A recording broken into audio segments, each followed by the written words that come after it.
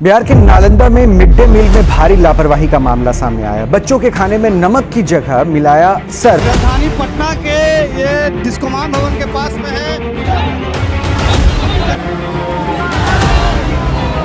मौजूदा दौर में अगर आप मुझसे पूछें कि सबसे ज्यादा उम्मीद वाली बातें कौन सी हैं, तो मैं कहूंगा कि शिक्षा को लेकर के पूरे देश में एक खास किस्म की जागरूकता, बहस, आंदोलन जो तेज हुआ है, ये सबसे ज्यादा उम्मीद पैदा करता है। और हमारे जैसे लोग जो कई वर्षों से कलम और किताब के लिए लड़े, ये दृश्य देखकर खुश होते हैं कि जाने कितनी जगहों पर कितने तरह के आंदोलन स्कूली बच्चे डरना बंद कर दिए, हाई स्कूल इंटर के बच्चे डरना बंद कर दिए और रोजगार मांगने वाले सड़क पर उतर गए। लेकिन उसी बीच में जब उत्तर प्रदेश से तस्वीर आई कि खाने के मिड डे मील की थाली वो शर्मनाक थी, और आज बिहार के नालंदा से जो खबर आई वो ये बताती है कि शिक्षा, स्कूल, कॉलेज, इसको लेकर हमारे दौर में सबसे ज्यादा लापरवाही, सबसे ज्यादा बर्बादी का आलम है। बिहार के नालंदा से ये जो हकीकत सामने आई है, इस थाली को जरा गौर से देखिए। सरकारी स्कूलों में बच्चों को मिड डे मील दिया गया और आरोप है कि खाने में नमक की जगह डिटर्जेंट पाउडर डाल दिया गया। खाना खाने के बाद 2 दर्जन से अधिक बच्चों की तबीयत बिगड़ गई। अब जरा ठहर कर सोचिएगा। जैसे स्कूल में माँ बाप अपने बच्चों को पढ़ने के लिए भेजते हैं, वहां बच्चा यह भरोसा भी न कर सकता कि उसकी थाली में खाना है या कोई अखाने वाला पदार्थ या डिटर्जेंट। मगर बिहार में सवाल केवल बच्चों के बीमार पड़ने का नहीं है, बच्चे बीमार हैं क्योंकि शिक्षा की पूरी व्यवस्था बीमार हो चुकी है। और केवल बिहार ही नहीं, देश भर में हम बीमार स्कूल, बीमार कॉलेज, बीमार विश्वविद्यालय, बीमार शिक्षा व्यवस्था के शिकार हो चुके हैं। अभी तो एक एक कहानी सामने आ रही है और इस कहानी को विस्तार से आप प्रोफेसर की डायरी में नहीं पढ़े हो, मैं बार बार कहूंगा कि आपको पढ़ना चाहिए। इसलिए बिहार में ये जो डिटर्जेंट मिला दिया खाने में, इस बीमारी को एक व्यापक फलक पर आपको देखना होगा। और इसी बीमार व्यवस्था के खिलाफ जो पूरी शिक्षा व्यवस्था बीमार हो गई, परीक्षा व्यवस्था बीमार हो गई। परीक्षा और नौकरी का हिसाब मांगने के लिए जब आंदोलन किए तो पुलिस से टकराव हुआ। AK-47 उसी बिहार में चली, अभी तक हिसाब नहीं पता चला। बिहार सरकार मान लेती है कोर्ट में AK-47 चली, उसके बाद भी कोई ठोस कार्यवाही नहीं। तब वहां का विपक्षी दल, प्रमुख विपक्षी दल RJD, इन्हीं सवालों यानी पेपर लीक, बेरोजगारी, भर्ती परीक्षाओं में अनियमितता और छात्रों पर पुलिस की कार्रवाई 47, इसको आंदोलन को लेकर सड़क पर उतर गई। और आज जो बिहार से तस्वीरें आई हैं, जरा एक क्रम से इन तस्वीरों को पहले देख लीजिए कि जो शिक्षा और रोजगार और युवाओं के मुद्दे पर विपक्ष सड़क पर है तो क्या दृश्य दिखा। उसके बाद आपको बीमार शिक्षा व्यवस्था की वो थाली दिखाएंगे जिसने बच्चों को बीमार कर दिया। आपने गौर से देखा कि RJD जो अभी चुनाव हारी है लेकिन मनोबल नहीं हारी, उसने अपने पूरी पार्टी को सड़क पर उतार दिया और सबसे पहले तेजस्वी उन बच्चों से मिलने गए जो आंदोलन कर रहे थे, जो गर्दनी बाग पटना में बैठे हुए थे। उनमें कई किस्म का आंदोलन चल रहा है, PhD वाले बच्चों का आंदोलन चल रहा है, Tier 4 का आंदोलन चल रहा है। बिहार सरकार कुछ 2-4 फरमान भी ले आ रही है कि नहीं हम करने जा रहे हैं, लेकिन हालात बद से बदतर। इसलिए बिहार की पटना राजधानी जो है, उसकी सड़कों पर ये लड़ाई आगे देखने को मिले। अब जरा कुछ आंकड़े में बिहार के दिखा दूं जिससे ये दावा पुख्ता हो मेरा कि वो बच्चे बीमार नहीं, बिहार की शिक्षा व्यवस्था बीमार हो गई है। और बीमार व्यवस्था, बीमार शिक्षा पीढ़ियों को बीमार और गुलाम पैदा करती है। अब सरकार का पक्ष जान लीजिए। बिहार में शिक्षा पर आवंटन बढ़ा है, ये वहां की सरकार कह रही है। वो कह रही है कि 2021-22 में तकरीबन 35,530 करोड़ रुपए था जो बजट, वह 2026-27 में लगभग 70,141 करोड़ रुपए हो गया। यानी सरकार का पैसा शिक्षा पर बढ़ रहा है। लेकिन असली सवाल क्या है, जब शिक्षा के लिए 70,000 करोड़ रुपए से ज्यादा रखा गया है बजट में, तो बच्चे जर्जर स्कूलों में क्यों पढ़ रहे हैं? बिहार में ड्रॉप आउट रेशियो इतना ज्यादा क्यों है? बहुत दिक्कत होता है। बहुत दिक्कत होता है। क्या कहना चाहोगे सरकार से? बिल्डिंग बना दे, तकलीफ होता है बहुत। पढ़ने में बारिश होता है तो इधर उधर भागना पड़ता है, धूप भी लगता है तो भागना पड़ता है इधर उधर। बहुत तकलीफ होता है नहीं? हाँ। तो बारिश होती है तो क्या करती हो, घर चली जाती हो? कि छुट्टी हाँ आती हो क्या? घर चले जाते हैं। फिर छूटता है तो आती हो? हाँ छूटता है तो आ जाते हैं, फिर पढ़ते हैं। मिड डे मील की निगरानी ऐसी क्यों है कि नमक और डिटर्जेंट में फर्क ही नहीं रह गया? बजट का आकार उपलब्धि नहीं, बच्चों की पहुंच तक उसका असर क्या है, ये असली चीज है जिसका मूल्यांकन करना चाहिए। सरकारी दस्तावेज बताते हैं बिहार के कि 2026-27 में समग्र शिक्षा से जुड़े प्रस्ताव में बिहार की ओर से तकरीबन 3600 प्राथमिक स्कूलों को जर्जर हालात में माना गया। अपर प्राइमरी स्तर पर भी तकरीबन 997 जर्जर भवनों का प्रस्ताव सामने आया, यानी तकरीबन 4500 से ज्यादा प्राइमरी और अपर प्राइमरी स्कूल जर्जर हैं, ये सरकार मान रही है। अब इसका अर्थ ये नहीं है कि ये स्कूल बंद हैं, ये हैं, लेकिन जान जोखिम में लेकर बच्चे पढ़ रहे हैं। अब सवाल तो फिर भी वही है कि जिस बिहार में हजारों सरकारी स्कूल जर्जर अवस्था में हैं, फिर विकास को आप आंकड़ों से कैसे कहेंगे कि बजट बढ़ा रहे हैं? UDISE प्लस 2023-24 के आंकड़े बिहार में तकरीबन 78,000 स्कूल ऐसे दर्ज किए गए जहां पीने का पानी साफ नहीं। इनमें लगभग 3512 स्कूलों में स्कूल परिसर के भीतर ड्रिंकिंग वाटर फैसिलिटी है ही नहीं। यानी 21वीं सदी के भारत में सवाल यह नहीं है कि सरकारी स्कूल में स्मार्ट क्लास कितनी है, असली सवाल तो यह है कितने स्कूलों में पीने का साफ पानी है। डिजिटल इंडिया बाद में बन जाता, बच्चों को पानी, सुरक्षित खाना और सुरक्षित छत वाला स्कूल तो मिल जाता। बच्चा स्कूल आया भी तो टिका क्यों नहीं? सबसे चिंताजनक आंकड़ा केंद्र सरकार के शिक्षा संबंधी दस्तावेज में बिहार की annual average drop out rate पर बात करें तो 2022-23 में 8.57% है और 23-24 में 17.87% हो गई, यानी एक साल में यह दर दोगुने से भी ज्यादा हो गई। इतनी गंभीर स्थिति थी कि केंद्र की तरफ से भी बिहार को इस डेटा और इसके कारणों पर ध्यान देने की जरूरत बताई गई और कक्षा 10-11 में जाने की ट्रांजिशन रेट क्या है, तकरीबन 64.2% और राष्ट्रीय औसत 71.5, यानी 10वीं तक पहुंचा बच्चा भी आगे की पढ़ाई में टिकेगा या नहीं, ये गारंटी नहीं है। अब असली सवाल पे आते हैं कि गरीब का बच्चा कहां जाएगा? अमीर का बच्चा तो खराब सरकारी स्कूल देखकर निजी स्कूल में चला जाएगा। जिस परिवार के पास पैसा है, कोचिंग भी वही कराएगा, स्कूल भी वही खरीद कर अवसर देगा और अवसर खरीद करके बच्चों को देगा, लेकिन किसान, मजदूर, दलित, पिछड़े और गरीब परिवार के बच्चे कहां जाएंगे?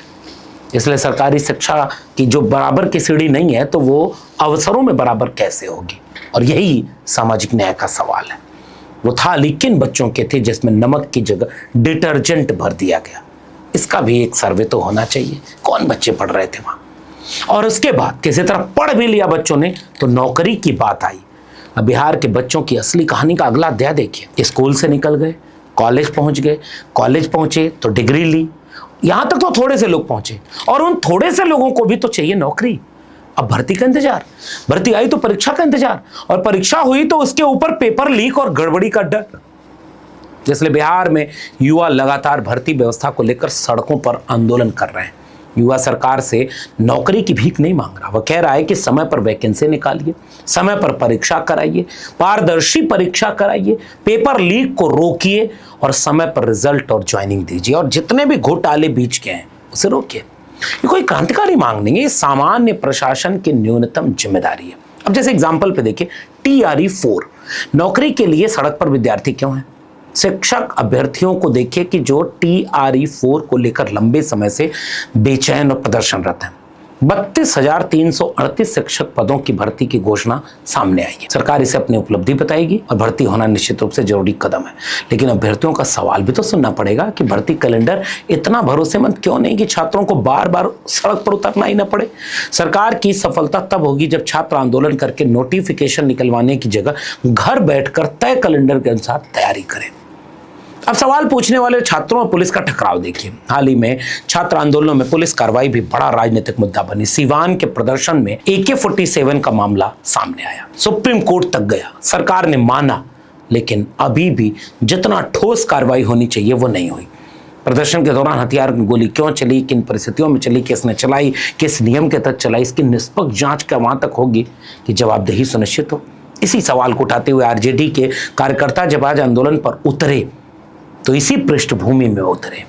वो AK-47 को प्रतीकात्मक रूप से देखिए लेकर आए थे। आरजेडी के कार्यकर्ता अपने नेता तेजस्वी यादव के साथ विधायक, तमाम सांसद और लोग पेपर लीक, बेरोजगारी, भर्तियों में देरी, अनियमितता, परीक्षा व्यवस्था, आंदोलन पर पुलिस की कार्रवाई, ऐसे तमाम मामलों को लेकर के जब सड़क पर उतरे तो वाटर कैनन चला। तेजस्वी यादव, मीसा भारती और उनके तमाम सांसदों, विधायकों के साथ उन्हें जब हिरासत में लिया गया तो ये दृश्य देखिए, और ये दृश्य अखिलेश यादव की याद दिलाता है। दिल्ली में जब अखिलेश यादव को डिटेन करके बस पर ले जाया जा रहा था तो पूरी बस को समाजवादी कार्यकर्ताओं ने एक रैली का शक्ल दे दी। आज यही दृश्य बिहार की राजधानी पटना में दिखाई दिया। जब आरजेडी के बड़े नेता तेजस्वी यादव को जब बस में डिटेन किया गया तो आरजेडी के कार्यकर्ताओं ने उस बस को ही ऐसा घेर लिया, और जब बस आगे बढ़ी तो लगा कि वो भी कोई रोड शो हो रहा है। बाद में उन्हें थाने में ले गया गया। और क्या बोले तेजस्वी, जरा सुनिए। देखिए, ये जब तक मुख्यमंत्री जिम्मेदारी तय नहीं करेंगे, पूरी घटना का वक्तव्य नहीं देंगे और दोषियों पर जब तक कार्रवाई नहीं की जाएगी, आदेश किसने दिया चलाने का गोली, जब तक ये लोगों के समक्ष नहीं रखेंगे, जब तक छात्रों के साथ न्याय नहीं होता, जब तक नौकरियां, बेरोजगारी खत्म नहीं होती, निष्पक्ष परीक्षाएं पारदर्शिता ढंग से नहीं होती, और जितना पेपर लीक बंद हो जाए जितना जल्द से जल्द उतना अच्छा है, वरना हम सब लोग जो है ये लड़ाई को जो है लड़ते रहेंगे।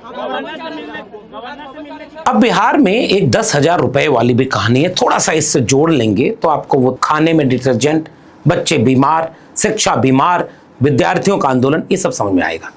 दरअसल 2025 के बिहार विधानसभा के ठीक पहले मुख्यमंत्री महिला रोजगार योजना के तहत तकरीबन 75 लाख महिलाओं के खाते में 10-10 हजार रुपए की राशि ट्रांसफर की गई। 7500 करोड़ रुपया, बड़ा हंगामा हुआ। आज तक ये सवाल अनुत्तरित है कि बीच चुनाव में खाते में पैसा जा रहा था, चुनाव आयोग कहां खोया और सोया था। हालांकि सरकार ने इसे महिलाओं के स्वरोजगार और आर्थिक सशक्तिकरण की योजना बताया, इसलिए बिना प्रमाण इसे सीधे वोट खरीदना, ये कहने का आरोप नहीं माना, लेकिन कहानी सबको पता है। इतनी बड़ी नगद सहायता चुनाव के ठीक पहले, और इससे भी बड़ा सवाल कि अगर 7500 करोड़ रुपए तेजी से खाते में पहुंच जा सकते हैं तो जर्जर स्कूलों की मरम्मत के लिए पैसे क्यों नहीं आते? सुरक्षित खाना मिले बच्चों को स्कूल में, पानी मिले, परीक्षा का कैलेंडर ठीक हो जाए, ये वाला काम ऐसे ही तुरंत क्यों नहीं होता जैसे 10,000 रुपया तुरंत खाते में खटाखट गया था। अब अच्छा, बिहार में कर्ज की हालत भी समझ लीजिए। 2024-25 के आसपास बिहार का पब्लिक डेप्ट यानी सार्वजनिक कर्ज 2.87 लाख करोड़ था। दूसरी देनदारियां अगर मिला लें तो 3.43 लाख करोड़ रुपए के आसपास बिहार के ऊपर कर्जा है। 2026-27 में अकेले ब्याज भुगतान पर करीब 25,364 करोड़ रुपए खर्च होने का अनुमान है। मतलब राज्य कर्ज लेगा, उसका ब्याज भरेगा, लेकिन अगली पीढ़ी को कैसी शिक्षा देकर तैयार करेगा, ये बहस से बाहर होगा मुद्दा। अब इस पूरी कहानी में 5 बातें, बिहार सरकार से 5 सवाल। पहला, 70,000 करोड़ के ज्यादा शिक्षा बजट के बावजूद हजारों जर्जर स्कूल क्यों? दूसरा, 2023-24 में दर्ज ड्रॉप आउट रेशियो 17.87 तक कैसे पहुंचा? तीसरा, हजारों स्कूलों में पानी पीने का नहीं है, क्यों? बिहार के सरकार को जवाब देना होगा। और चौथा सवाल, युवाओं को भर्ती परीक्षा के लिए आंदोलन के लिए उतरना पड़ रहा है।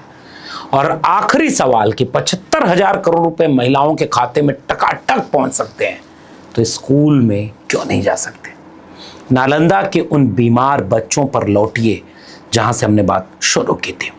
इन बच्चों की तबीयत शायद इलाज के बाद ठीक हो जाएगी, और हम दुआ करते हैं कि इन सारे बच्चों की तबीयत ठीक हो जाए। मगर बिहार की बीमार शिक्षा व्यवस्था का इलाज कौन करेगा और कब? कितने इंजन चाहिए स्कूल में, कलम किताब में आने वाली पीढ़ियों के भविष्य के लायक माहौल बनाने में?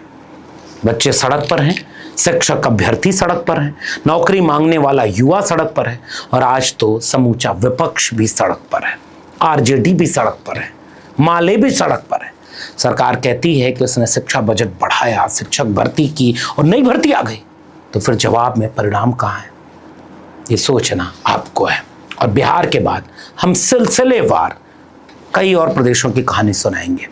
जाते जाते ये सवाल जरूर पूछिएगा। फिलहाल इस वीडियो में इतना ही। वीडियो पसंद आई हो तो लोगों तक शेयर करिएगा। चैनल को सब्सक्राइब नहीं किया तो जाते थे चैनल को सब्सक्राइब कर लीजिएगा। फिर मिलेंगे, तब तक के लिए बहुत बहुत धन्यवाद।